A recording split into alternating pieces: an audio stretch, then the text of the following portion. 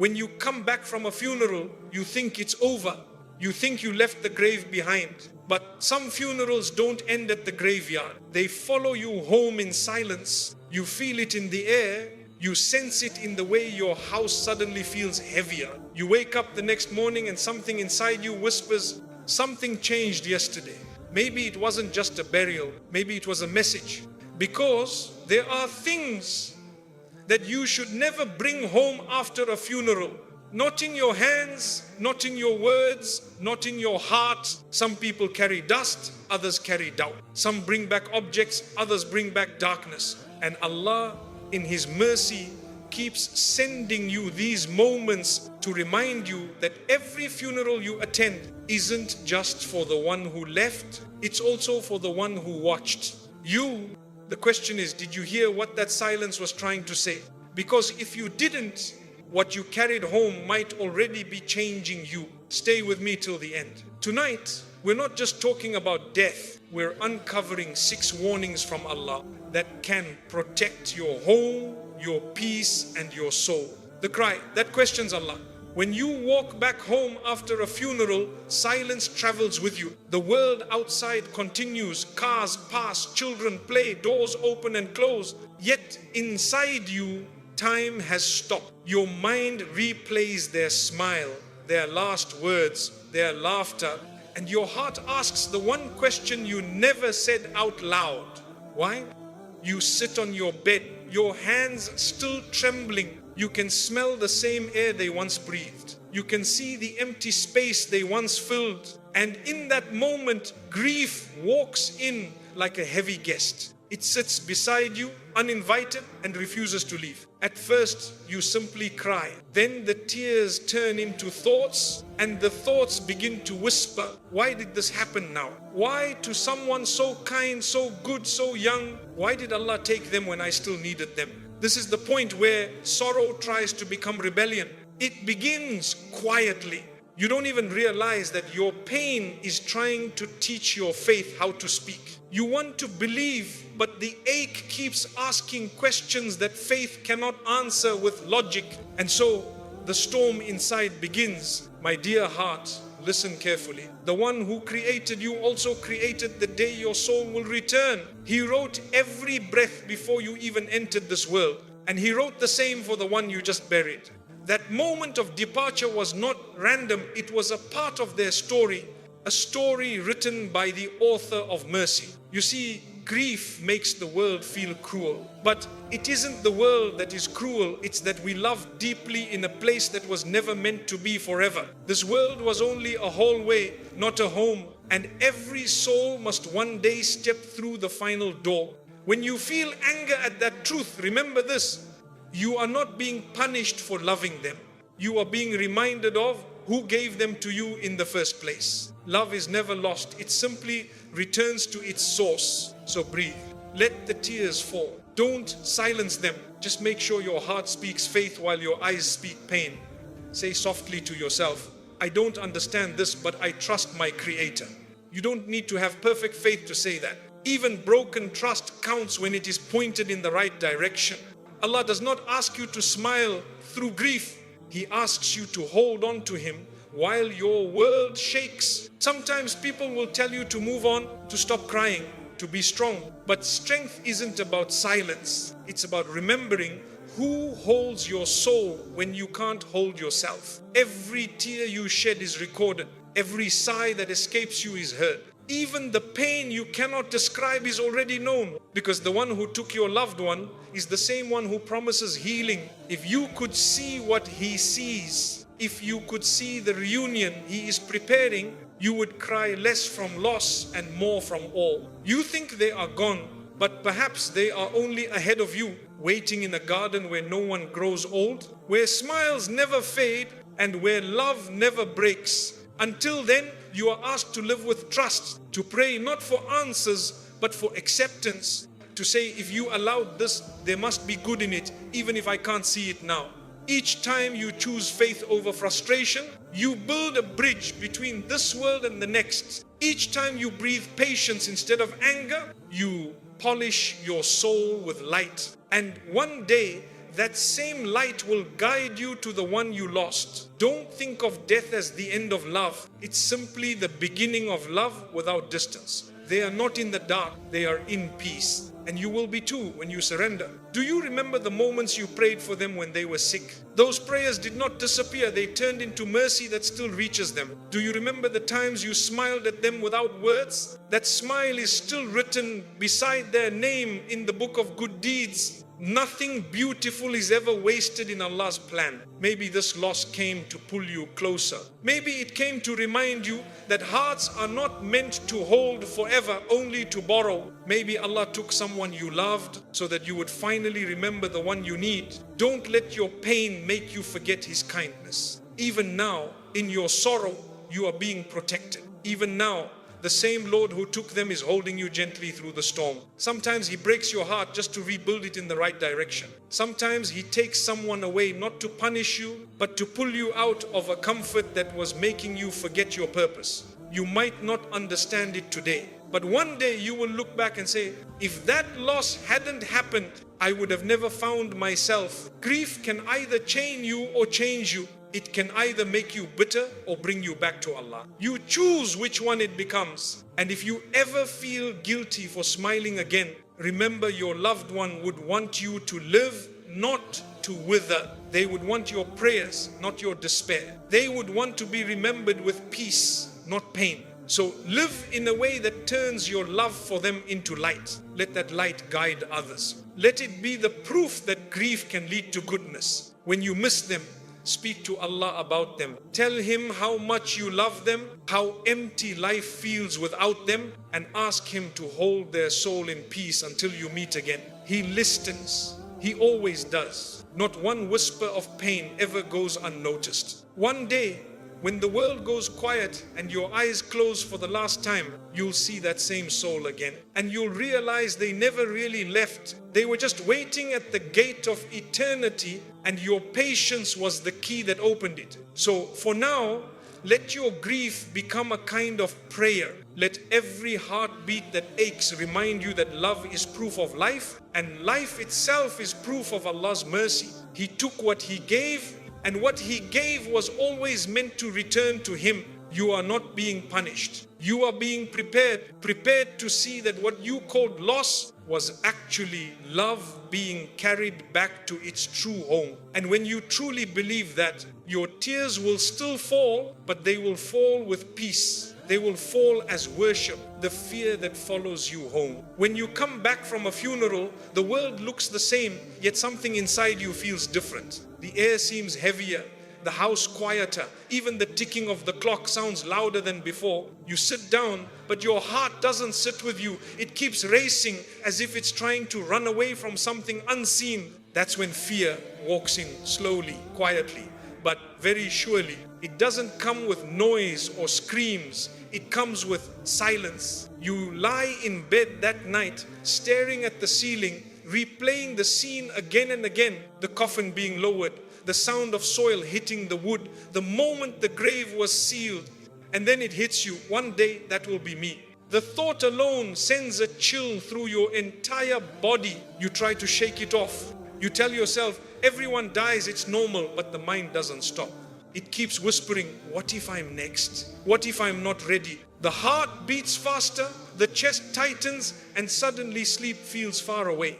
My dear soul, listen carefully. This fear is not evil. It's not a curse. It's not a bad sign. It's a gentle reminder from the one who loves you most. It's the echo of reality calling you to wake up before it's too late. The purpose of that fear is not to scare you. It's to soften you. It's to remind you that life is fragile and that every heartbeat is a gift you don't control. When you fear death, what you're really feeling is the awareness of how temporary everything truly is. You fear because you care. You fear because deep down, you know there's more to prepare. Think of this fear as a teacher, not an enemy. It walks beside you after a funeral to help you see the world differently, to make every sunrise feel more precious, every prayer more personal, every apology more urgent. When fear of death is healthy, it purifies you. It stops you from wasting time, from hurting others, from filling your heart with arrogance.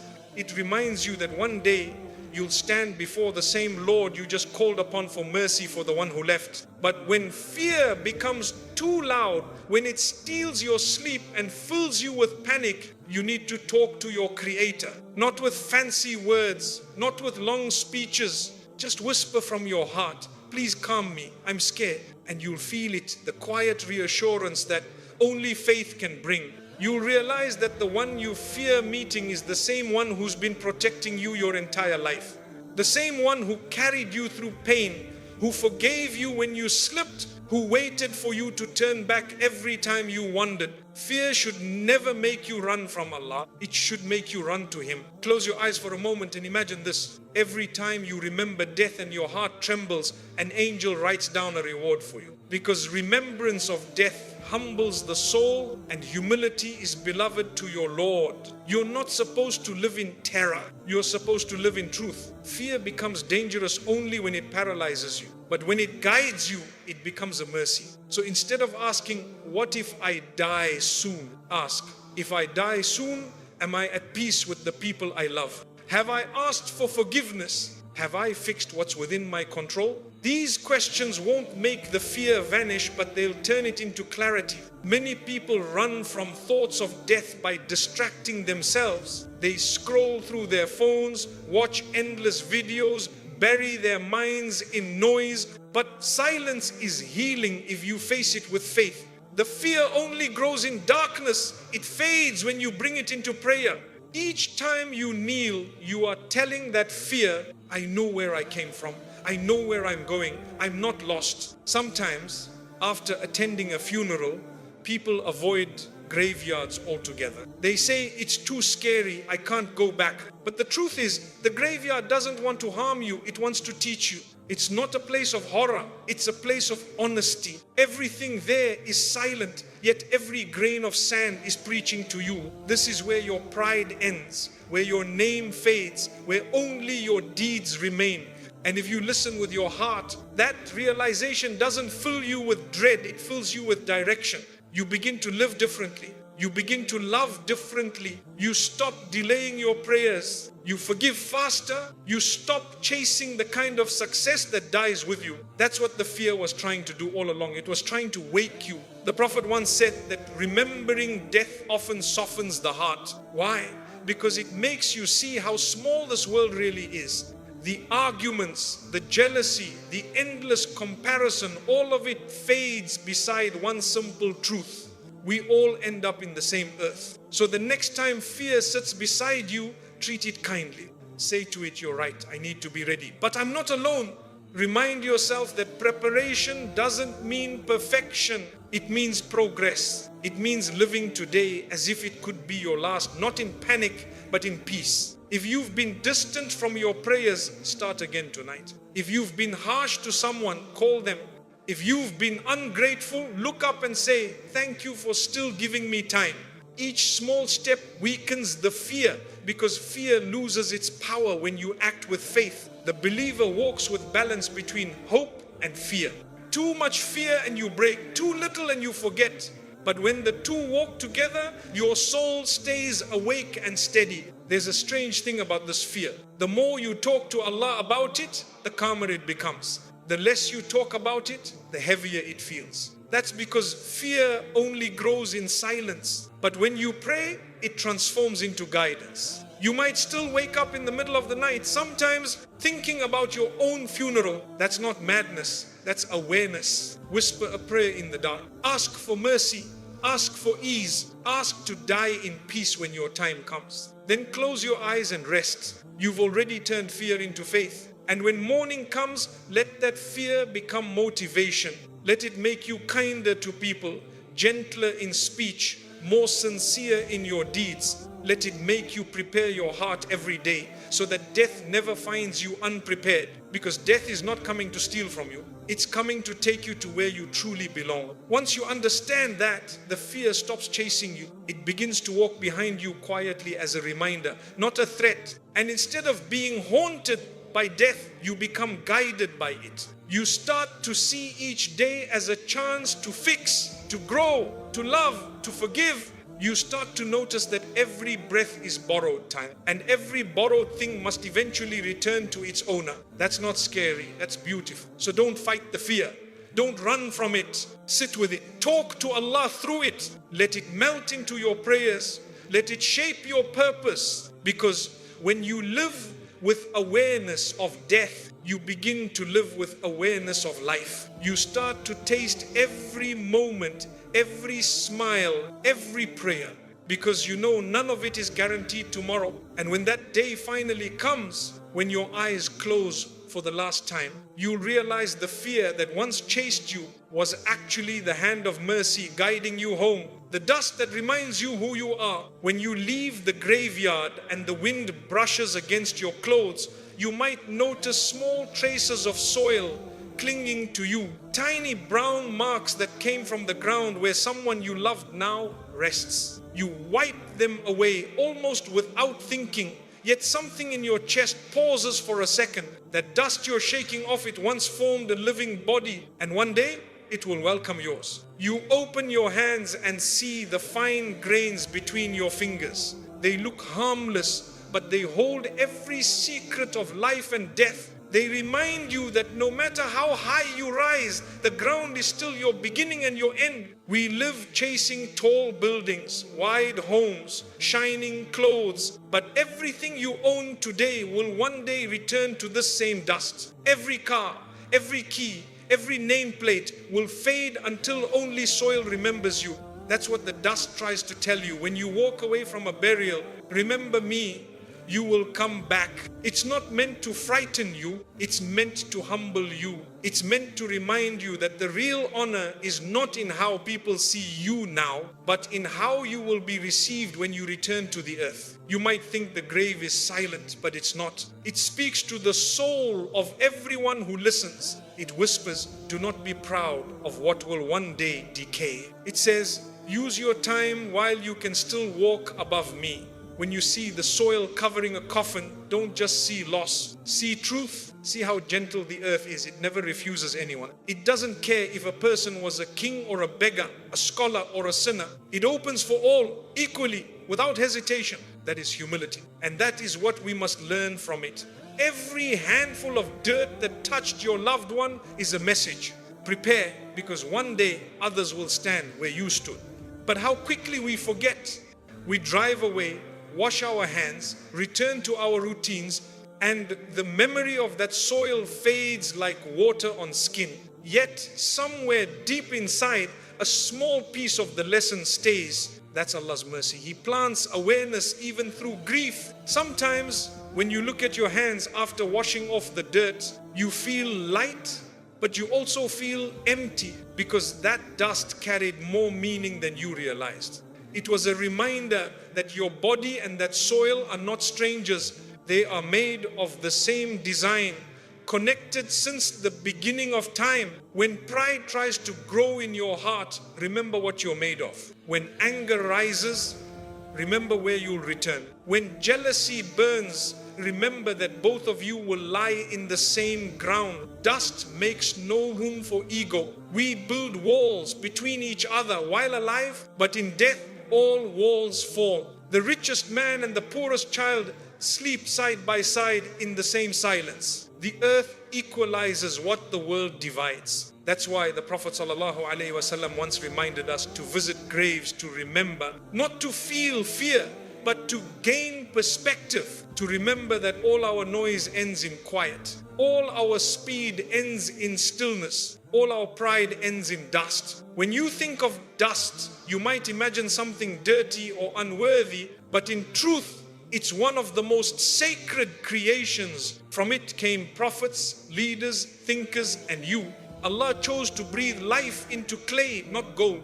That alone shows how little material things mean in the eyes of heaven. The dust under your feet carries generations of stories. It has held billions of souls and still makes space for more. It doesn't complain. It doesn't discriminate. It simply receives what belongs to it. Maybe that's what humility really is. To accept without arrogance. To know that nothing is truly yours not even the ground you walk on. You are a guest, and one day you will go back to the host. When you wash the soil from your skin after a burial, don't wash away the message it gave you. Keep it in your heart like a gentle whisper that follows you home. Let it change how you speak to people. Let it soften how you see the world. Because when you remember you came from dust, you become kinder. You argue less, forgive faster, help more, love deeper. That's the power of remembrance. It transforms. Think about it. Every empire you've read about, every monument that amazed you is now made of the same dust you wiped off your hands. Every name once shouted in pride is now a faint mark on a forgotten stone. And every humble soul that walked quietly, served silently, is now surrounded by peace beneath the same ground. So when you touch the soil, touch it with respect. You are touching your future home. One day, people will lower you down gently. They will cry, whisper your name, and cover you with this same dust. And while they walk away, you will begin the journey that never ends. That thought shouldn't make you fearful. It should make you faithful.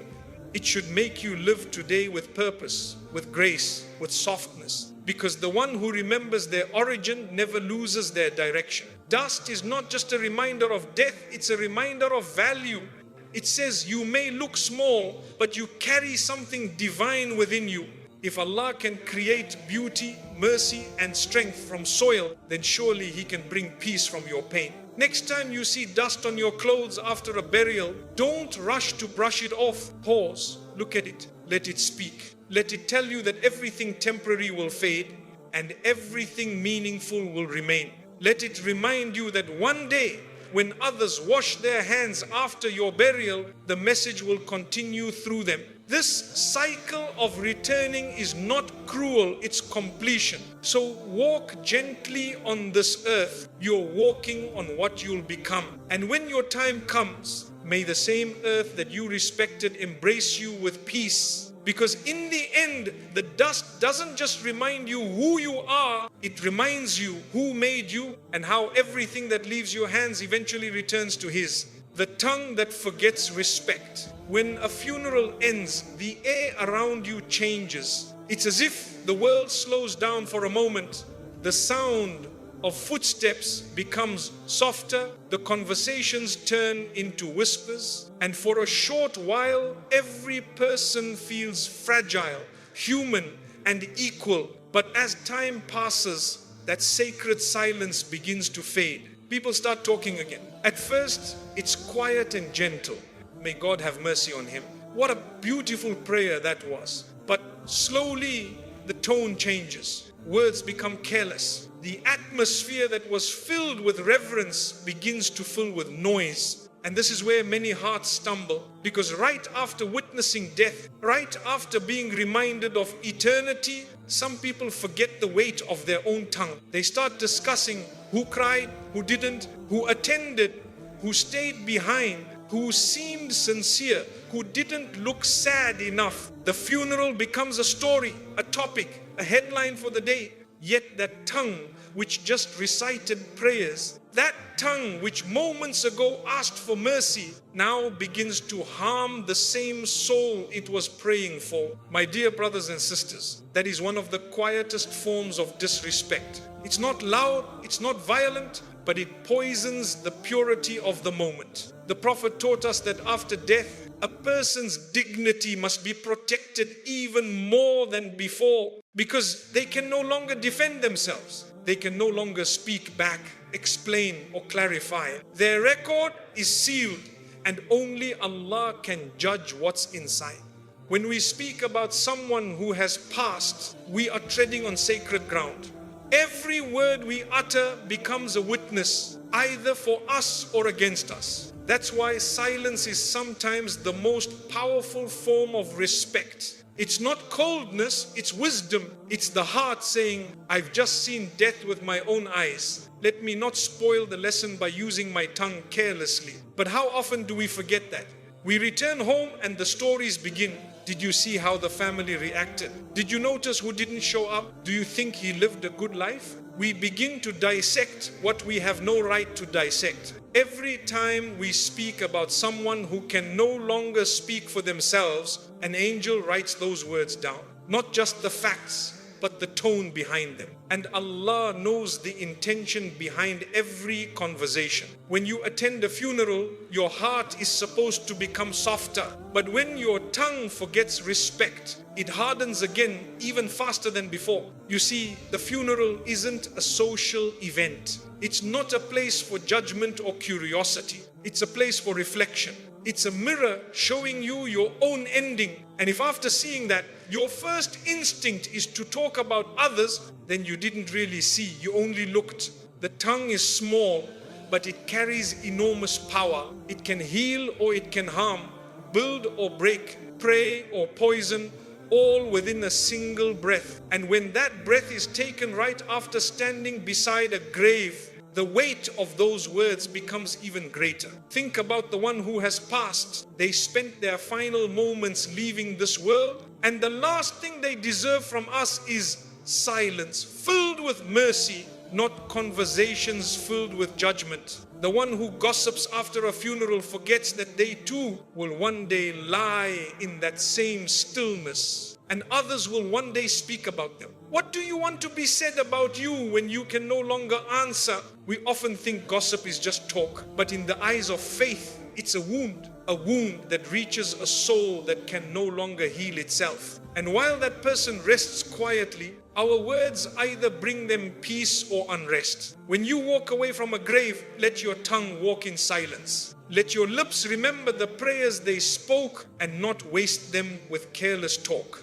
There's a beauty in silence after witnessing death. It's a silence that teaches, that corrects, that cleanses. It gives space for reflection, for your heart to digest what your eyes just saw. But many rush to fill that silence with noise, because silence feels uncomfortable. It forces you to think. It shows you how much you still need to fix in yourself. Yet, that is exactly why it's sacred. It's a space where Allah speaks to your heart without words. But if you fill that space with gossip, you silence that voice. So the next time you walk back from a funeral, notice how the air feels. It's heavy but pure. It's sad but honest. Try to keep that stillness inside you for as long as you can. When people around you begin to speak, you don't have to join in. You can choose quiet. You can choose dignity. And if someone asks you about the person who passed, speak kindly. Mention their good. Say something beautiful that comforts the living. Because words can become flowers or stones. Choose to leave flowers behind.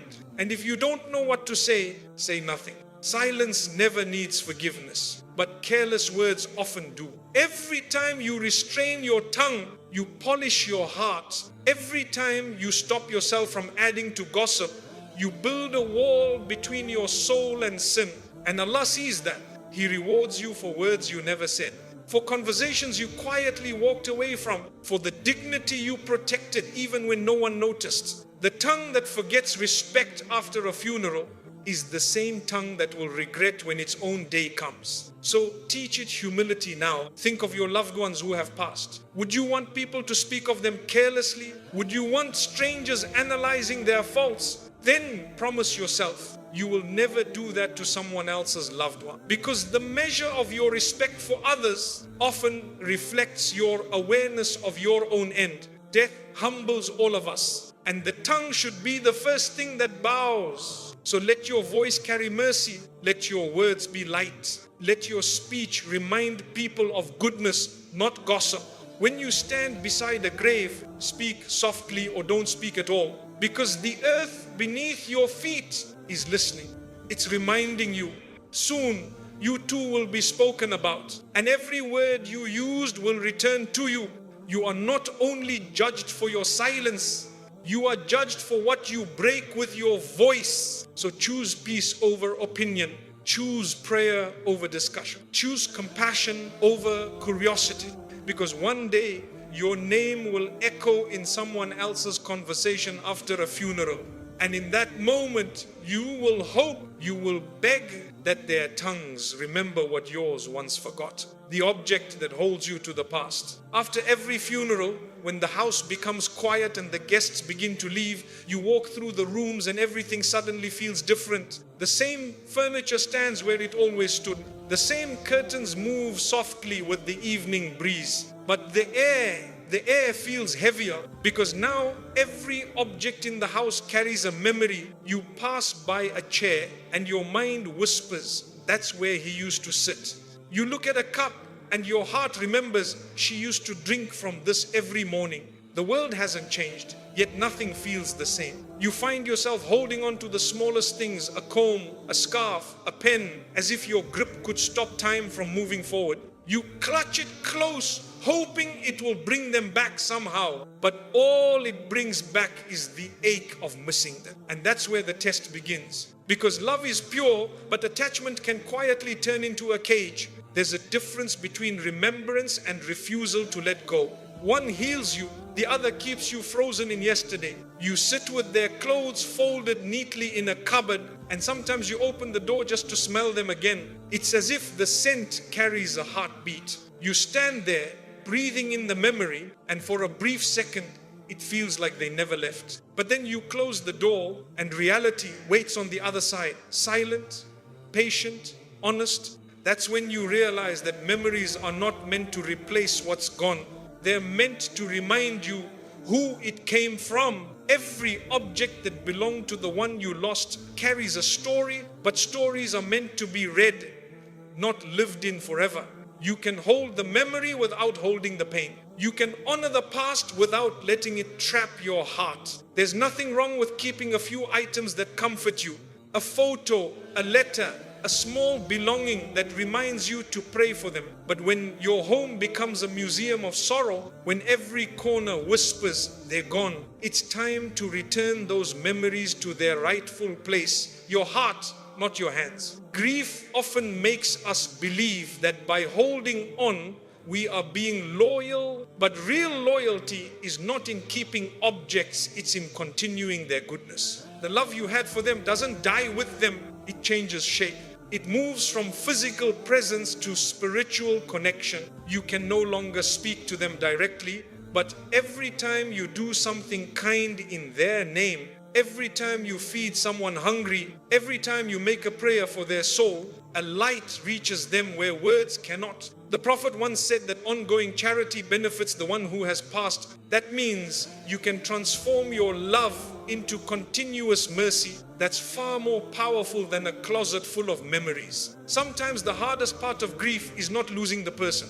It's losing the routine that existed around them. You missed the sound of their footsteps, the way they'd knock on your door, the laughter during breakfast, the small habits that only you noticed. These moments live inside you, not in the objects they left behind. If you truly want to keep them close, keep their kindness alive. Speak to others the way they did. Forgive the way they used to forgive. Smile the way they smiled at you. Because the most beautiful inheritance is character, not possessions. Look around you. That chair, that watch, that book, they don't need you. But there's a world outside that does. There's someone who could use a coat to stay warm. Someone who could use those items to survive. Imagine giving their belongings to someone in need, and that person whispering a prayer because of your generosity. That prayer will travel to the one you lost. It will become a bridge of light between you and them. You might feel afraid at first, afraid that giving things away means letting go. But letting go doesn't mean forgetting.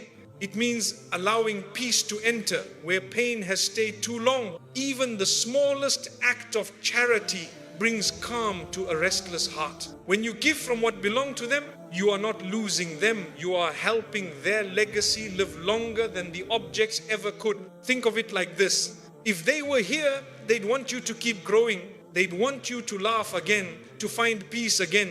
They wouldn't want to see you trapped in memories that hurt you. They would say, don't freeze my story at the day I left. Continue it with goodness. Some people build entire rooms around their grief. They keep every item exactly as it was, afraid to move even a single thing. But the truth is, time doesn't stop when a heart breaks. And neither should you. Grief is not meant to be a home, it's meant to be a passage. You visit it, you sit with it, you learn from it, and then you move forward. Because if you stay too long, you stop living, and that's not what your loved one would ever want for you. Every night you spend crying, every morning you wake up still aching. Know that Allah sees it all. He doesn't expect you to erase your pain overnight. He only asks you to trust that healing is allowed. If you feel guilty for smiling, don't. Your smile is not betrayal, it's gratitude. It's saying, thank you for the time I had with them. Love doesn't disappear when someone dies. It changes from something you hold to something you carry. And no object can hold that for you, only your heart can. There's a story in every item they left behind, but the story isn't finished. It continues through how you live now. So live in a way that would make them proud when they see you again. Imagine the day you meet them once more and you can say, I kept your kindness alive. I helped others in your memory. I turned your things into blessings. What an honor that would be. You see, nothing in this life truly belongs to us. Not our bodies, not our time, not our loved ones. We borrow everything for a while and then it all returns to the one who owns it. When we forget that, we suffer. But when we remember it, peace begins to return. So if you find yourself holding something that keeps you trapped in the past, take a deep breath and ask yourself, does this help me remember them with love, or does it keep me from living with purpose? If it hurts more than it heals, it's time to let it go. And when you do, you'll feel something beautiful, a quiet relief, as if your heart just exhaled after holding its breath for too long. Don't be afraid of that feeling. It's not forgetting, it's freedom. It's your soul making space for new mercy. Grief doesn't end when you give things away. It transforms into prayer, and prayer reaches where hands cannot. So tonight, when you look at the things that belong to the one you miss, don't see them as pieces of sorrow. See them as invitations to do good. Turn that coat into warmth for someone else. Turn that book into knowledge shared. Turn that memory into an act of kindness. And each time you do, your heart will feel lighter, because the object that once held you to the past will now guide you toward peace. That's how healing begins. Not by letting go of love, but by letting go of pain. And one day, when your story ends too, and your belongings remain behind, someone will stand where you once stood. They will remember you and they will pray for you. And that prayer will become your new possession, the only one you'll ever need in the world beyond the neglect of the living. When a funeral ends, hearts feel heavy and quiet. Everyone walks away thinking about the person who is gone. But too often when we return home, we forget the ones who are still here. We spend days speaking about the one who left while ignoring the souls still waiting for our love. We cry for the dead, yet we remain cold to the living. It happens slowly. You wake up the next morning, you scroll through your phone, and life begins to move again.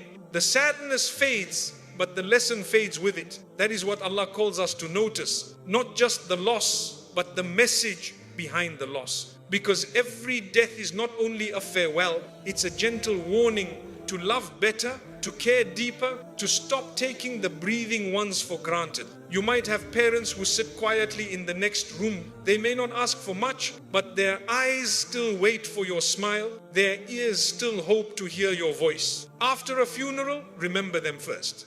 The grave you just visited belongs to someone who once wished for one more conversation. Don't make the living wait for the same. Sometimes we treat strangers with more gentleness than we show to those who share our roof. We speak softly to guests, but harshly to the people who raised us. We find time to post tributes online, but no time to sit beside our mother for 5 minutes. The death you witnessed was meant to wake you up, to shake you gently and whisper, value what you still have before it becomes what you had. You don't have to do grand things. Start small. Pour a cup of tea for your father before he asks. Listen to your child's story even if you're tired. Send a message of peace to someone you once argued with. The Prophet taught through example that love is an action, not a memory. He buried people he adored, yet he came back to serve the living with even more mercy. That is how a believer mourns, with movement, not paralysis. Many people isolate themselves after a loss. They close their hearts thinking solitude will protect them from more pain. But isolation doesn't heal, it hardens. You were created for connection. Every kind act you do for another human being becomes medicine for your own soul. Visit the sick, feed the hungry, help a neighbor without being asked. Each of these acts transfers the love you had for the deceased into blessings that never stop flowing. When you help the living, you honor the dead. When you love again, you prove that grief didn't destroy your capacity for goodness. There is someone out there right now feeling unseen, unheard, unappreciated, and you have the power to change that with a single act of kindness. Don't wait for their funeral to realize what they meant. Love is fragile. Time is shorter than you think. And one day, someone will be standing beside your grave wondering why they didn't say what they needed to say. So say it now. Say, I love you. Say, I'm sorry. Say, I forgive you. Say it before silence says it for you. The lesson of death is not only to prepare for your own ending, but to improve the life you still have. Because Allah does not want you to live in sadness. He wants you to live in awareness. Every goodbye should teach you how to say, I appreciate you more often. Every grave you see should remind you that the beating hearts around you are temporary gifts, not permanent guarantees. The believer doesn't just weep for what's gone. He wakes up to what remains. It turns loss into gratitude. He turns pain into service. He turns emptiness into compassion. And when you live like that, the next funeral you attend won't leave you with regret. It will leave you with peace, because you'll know you loved fully while you had the chance. Sometimes after a loss, you notice how quiet your house has become. Not because no one speaks, but because no one listens. Everyone moves around each other like shadows. Each person carries their own sorrow, and nobody knows how to reach out first. But grief is not meant to build walls. It is meant to build bridges. The death you witnessed should make you softer, not harder. It should open your heart wider, not close it out of fear. Think of the people still beside you, the friend who checks on you quietly, the sibling you argue with but still love, the neighbor who waves from across the street. They are all reminders that life still flows through your world. They are pieces of mercy placed around you so you never have to walk alone. When you stop caring for the living, you start carrying a weight you were never meant to bear. You begin to live among memories instead of moments. And the more you focus on what you lost, the less you notice what you still have. It is easy to cry for the one who has gone. It takes courage to care for the ones who remain, because loving the living means forgiving. It means being patient. It means choosing kindness even when you're tired. But every small act counts. Every smile you give to a weary soul becomes a prayer that rises higher than your sadness. Do you remember how people surrounded you when you were in pain? They called, they visited, they tried to comfort you. That was Allah showing you how compassion moves. Now it's your turn to be that comfort for someone else. Visit the friend who disappeared after their own loss. They might be sitting in silence, waiting for someone to remind them that they're not forgotten. Bring light to their doorstep the way others once brought it to yours. Because grief shared becomes lighter,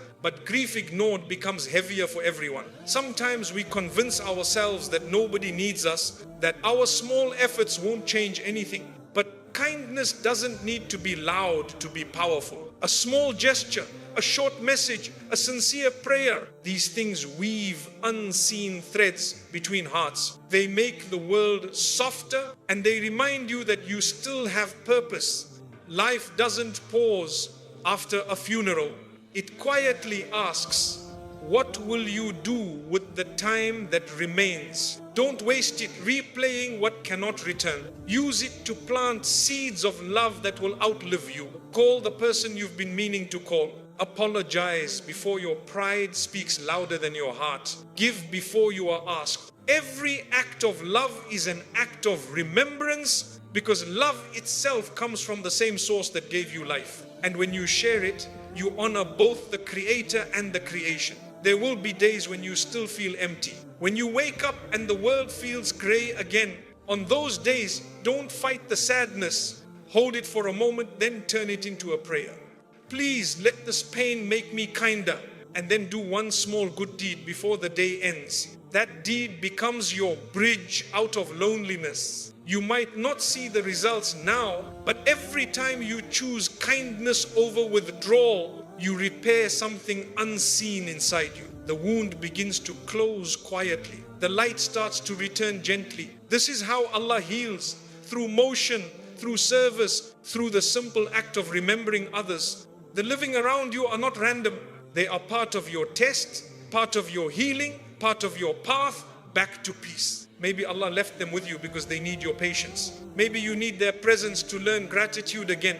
Whatever the reason, don't ignore them. Their hearts are also fragile. They too will one day be mourned. One day, someone will speak your name in the past tense, and they will remember how you made them feel. Not what you owned, not what you said, but how your kindness touched them when they needed it most. So let that be your legacy. Let your kindness be the echo that stays long after you are gone. When you walk through your home tonight, look at every face and remind yourself, each one is a blessing, still breathing.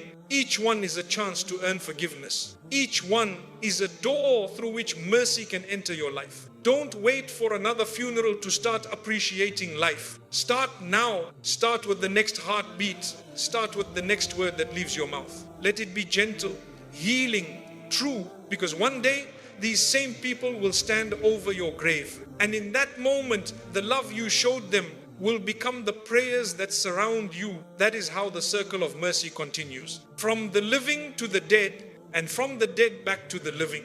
So don't neglect those still here. They are your chance to leave beauty behind. They are the pages still being written in your story, and if you treat them with care, your story will end not with sadness, but with light, the heart that refuses reflection. When a person walks away from a grave, they walk away carrying a silence that words cannot explain. The eyes have seen what every heart tries to forget the moment when life ends. The ground closes and the crowd disperses. Yet some people, even after witnessing that truth with their own eyes, go home unchanged. They speak of the weather, of work, of plans, as if they didn't just stand beside eternity. The noise of the world rushes back into their ears, and the lesson fades before it ever reaches the heart. That is what it means when the heart refuses reflection. It sees but doesn't see. It hears but doesn't listen. It experiences the reminder yet turns away from it like wind passing through open fingers. Reflection is not about knowledge, it's about stillness. It's the ability to sit quietly and say, what did I just witness? What does it mean for me? But the modern heart doesn't like quiet. It is addicted to distraction screens, notifications, endless words. So when it meets silence, it panics. It looks for noise to drown out the truth that whispers inside. After a funeral, that whisper is loud. It says, you are temporary, you are next, you still have time but not much. For a moment, fear appears. But instead of letting that fear become guidance, many people bury it beneath activity. They scroll, they talk, they laugh too quickly, as if pretending life is endless will make it so. Yet every heart needs moments of honest pause. Without reflection, pain becomes wasted and reminders lose their power. Allah places you in front of certain scenes not to frighten you, but to wake you. If you walk away still asleep, the loss becomes heavier than it was meant to be. Think of how fragile the line is between the living and the dead. One heartbeat, one breath, one unseen decree, and everything changes. You were shown that truth today so that tomorrow you might live differently. When the heart refuses reflection, arrogance quietly grows. You start believing you have endless time, that you can fix things later, that repentance can wait.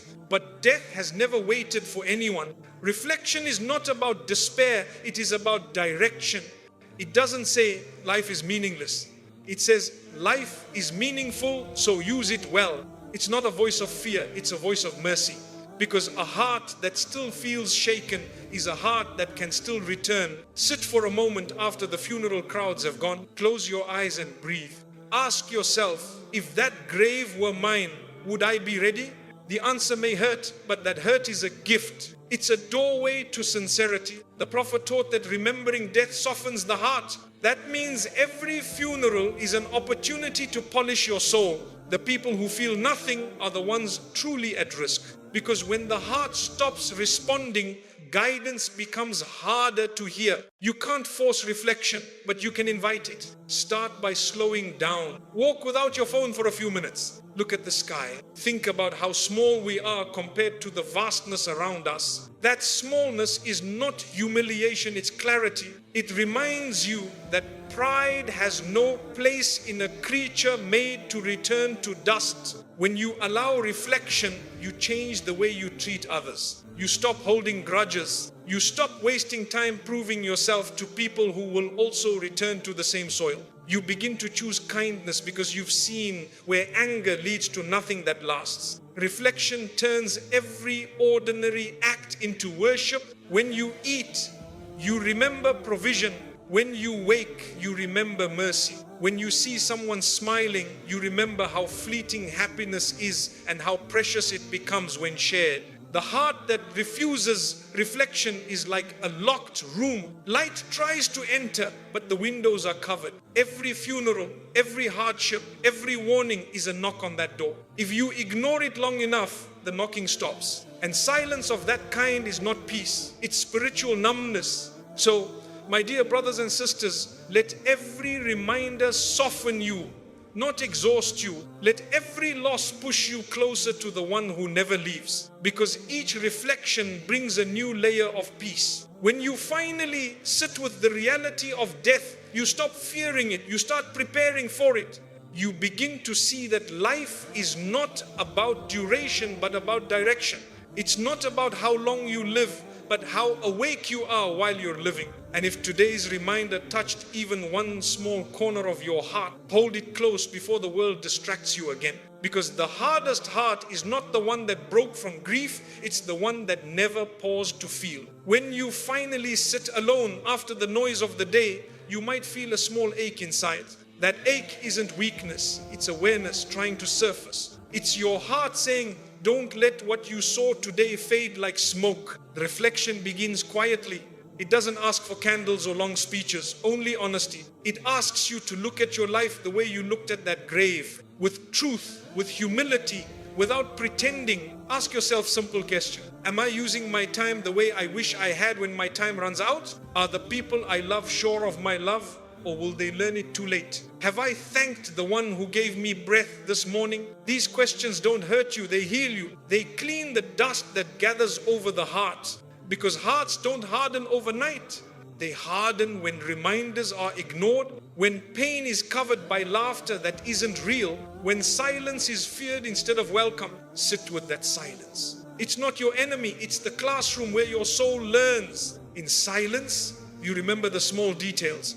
The voice that once called your name, the time you were forgiven when you didn't deserve it, the breath you take without even asking for it. All of these are signs that you are still being looked after. A heart that reflects begins to see mercy everywhere. It finds beauty in the ordinary, purpose in the routine, lessons in the mistakes. Every event becomes a mirror showing what still needs to grow. Without reflection, you live outwardly but die inwardly. You keep moving but your spirit stands still. You talk about success but your soul feels hollow. That's why Allah allows moments that pause you, funerals, losses, heartbreaks, not to destroy you but to return you to yourself. When you remember death properly, you remember life properly. You stop running after things that don't follow you into the grave. You start valuing the things that do faith, kindness, sincerity.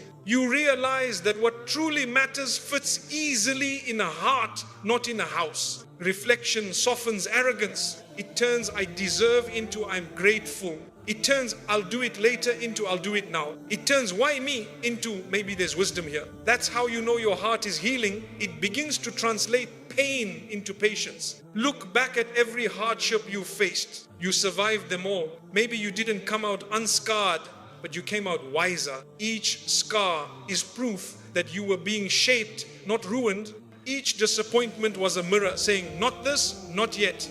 If you can look at your past and see lessons instead of failures, then reflection has already begun to live inside you. Think about how fast this world moves. One day you're young and dreaming, the next you're standing beside a grave. Everything changes except the need to pause and remember why you're here. You weren't created just to collect, compete, and collapse. You were created to recognize your creator through everything you encounter. Even the pain you feel is a reminder that your heart is still alive. The day you stop feeling, that's the day to worry. So when grief returns, don't push it away. Let it guide you back to gratitude. Say to yourself, the sadness reminds me that I cared, and caring reminds me that I still have a heart that can love. There is a calm that enters when reflection becomes habit. You start walking slower, speaking softer, judging less. You become more patient with people because you've realized everyone you meet is fighting something invisible. And when others hurt you, you no longer wish them harm. You wish them healing because you know harm comes from blindness, and blindness leaves when a heart begins to see. Every day brings chances to reflect. A sunrise, a mistake, a smile, a funeral, but only a quiet heart can notice them. So protect your quiet moments, guard them from endless noise, because those minutes alone with your thoughts might be the very minutes that save your soul. The heart that refuses reflection stays thirsty no matter how much it drinks, but the heart that pauses to remember becomes a fountain for others. It starts to spread calm instead of chaos, peace instead of pressure. People feel safer around someone who lives with awareness. And perhaps that's the real reward of reflection. You don't just change yourself, you change the space around you. You make the world gentler without even trying. So tonight, when you turn off the lights, let the silence remind you of the cemetery's silence. Let it make you grateful, not afraid. Whisper in your heart, I'm still here, I still have time, let me use it well. And if tomorrow comes, treat it like a gift. Speak kindly, work honestly, love deeply.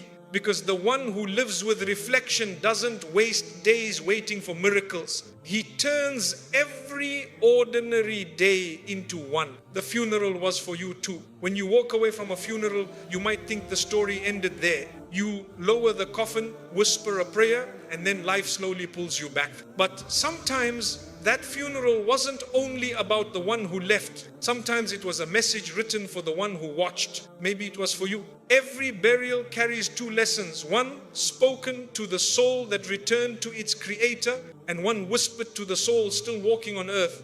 That whisper says, look closely. This is the road you're also on. You were not brought there by coincidence. Every funeral you attend is part of your training. A reminder that this life is a brief test wrapped in distractions. Allah invites you there to show you what the end looks like so you can finally decide how to live before it's too late. The soil you touched, the silence you felt, the tears you couldn't stop. None of that was random. It was a classroom without walls, and the lesson was about you. When you stood beside the grave and saw people crying, you saw how little the world truly owns. All the power, the pride, the possessions, they stayed behind, untouched. And you realize that every race you are running ends in the same stillness. The funeral was a mirror. In the face of the one who left, you saw your own reflection. And for a moment, your heart whispered, if that were me, what would they say about me? Would my name be remembered for kindness or forgotten with indifference? That thought was not to depress you, it was to awaken you.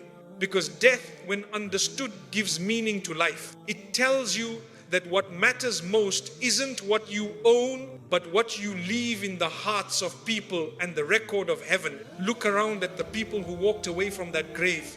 Some went back to their routines, others couldn't stop thinking. Those who reflect will grow. Those who forget will repeat the same mistakes until they are the ones being carried. The funeral was Allah's gentle way of saying, prepare before you are prepared. He didn't show you that moment to frighten you, but to show you that your story is still being written and you can still change the ending. When you saw the family of the deceased hugging each other, you witnessed how love becomes priceless only when time runs out. Why wait for a grave to say what should be said now? Say, I love you, I forgive you, I'm sorry, while ears can still hear. That's one of the whispers hidden inside every burial. The funeral was for you because you're still here. You still have the chance they no longer have. You can still make peace, still repent, still give, still smile. The door that closed for them is still open for you. If you walked away feeling heavy, that heaviness is mercy. It's your soul begging you not to waste another sunrise. Use that weight to move closer to the one who never leaves. Let the tears you shed become the water that cleanses your heart. When you see a grave, don't see punishment, see promise. A promise that what's beyond is real, that life continues in a form purer than this one. But how you arrive there depends on what you do while you still breathe. Think of the one who passed. They once worried about the same small things you worry about today. Bills, arguments, plans, fears. Now none of those things matter. All that remains are their prayers, their words, their deeds.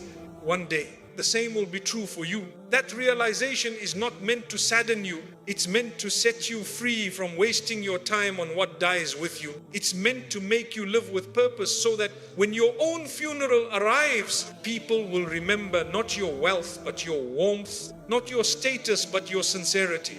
If your heart trembled while watching that burial, thank Allah for a heart that still feels. Because the hardest heart is the one that watches death and stays distracted. Let your trembling become direction. Promise yourself tonight to change one thing, one habit, one sin, one delay in doing good. Maybe the funeral was for you because Allah saw how far you had drifted. He sent you there to hear the silence of the grave so you would start talking to Him again.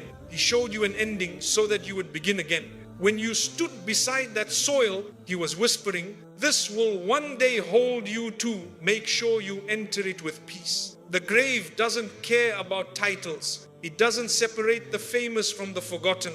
It embraces all equally. And that equality is a reminder that what you are on the inside is all that will matter in the end. So let this reminder change how you live with others. Be humble, serve quietly, forgive easily, because when you leave this world, the world will echo what you gave it. The funeral was for you because you needed to see that life is fragile. It's not guaranteed that you'll wake up tomorrow, yet you were given today.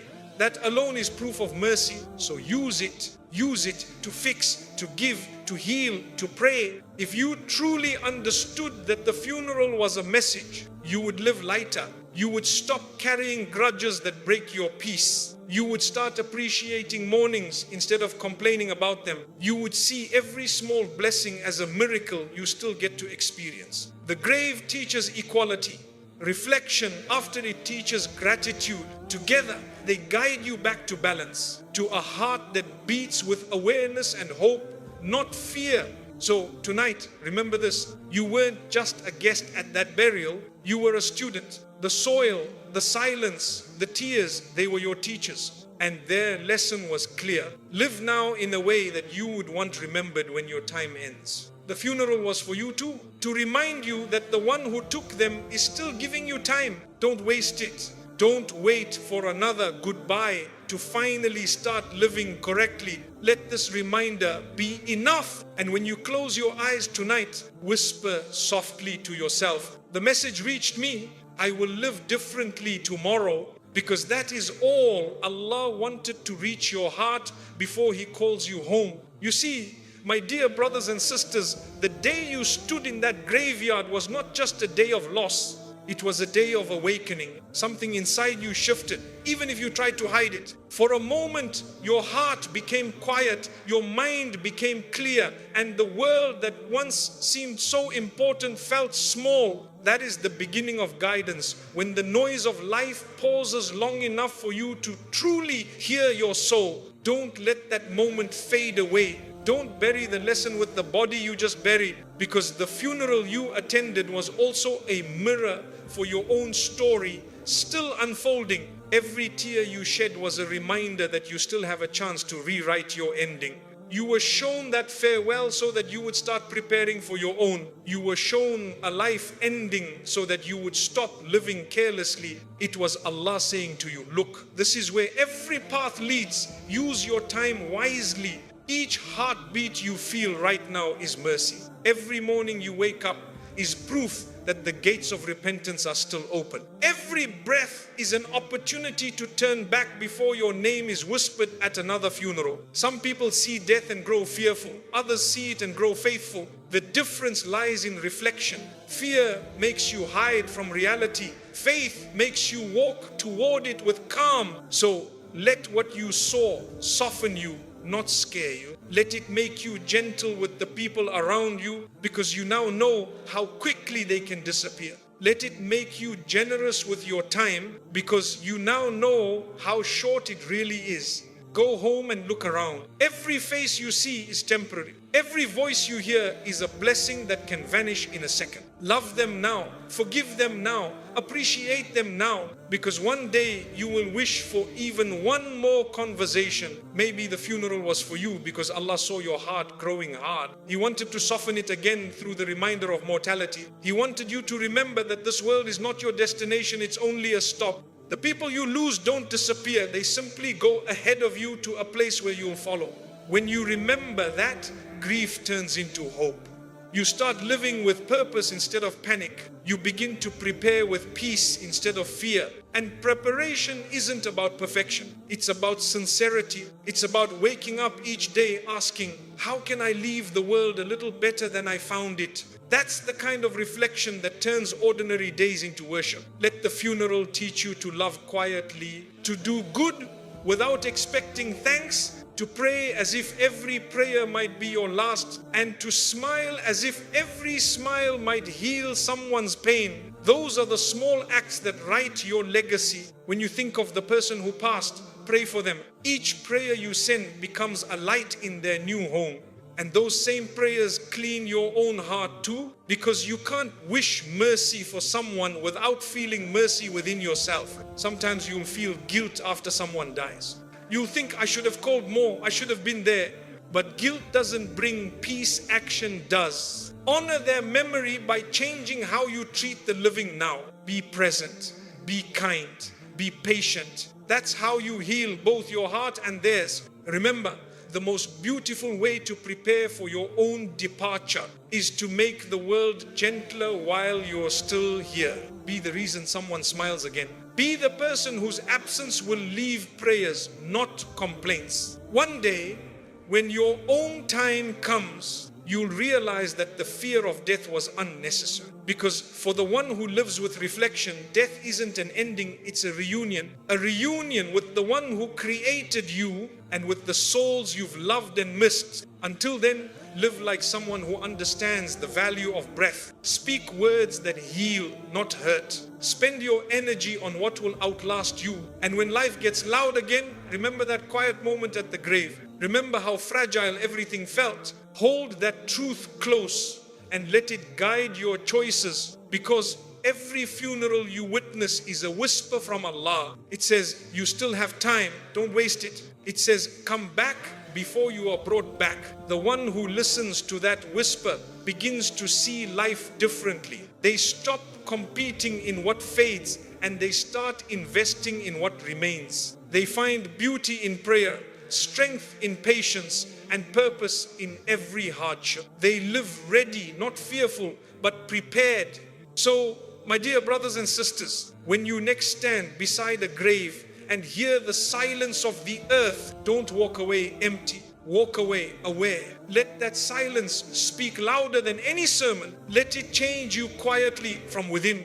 Because one day, someone else will stand over your resting place and Allah will ask you, Did you learn from the reminders I sent? Make sure the answer is yes. Make sure the funeral that was for you didn't pass by without waking your soul. And may the same mercy that received the one you lost be waiting for you when your own story reaches its final line. Until that day, keep living in a way that honors the lesson you were shown. A life of gentleness, gratitude, and grace. Maybe tonight wasn't just another reminder. Maybe it was a private conversation between you and the one who has been waiting for your heart to listen again. You didn't find this video by accident. You were guided here because something inside you has been aching for truth, aching for peace, aching for clarity. Every funeral you've attended, every loss you've survived, every tear you've hidden, they were never random. They were messages, gentle, quiet messages from the one who still loves you enough to keep waking your soul before your body is returned to him. Don't leave this reminder as just another video. Let it become a turning point. Tonight, when you put your phone down, sit for a moment in the stillness. Whisper a small prayer. Ya Allah, keep my home pure. Keep my heart clean. Don't let me carry anything that distances me from you. Then breathe, because every breath you take after a funeral is mercy, a chance that the one in the grave no longer has. Live with gratitude. Speak with gentleness. Pray with sincerity. And never forget, the most dangerous thing you can bring home from a funeral is heedlessness.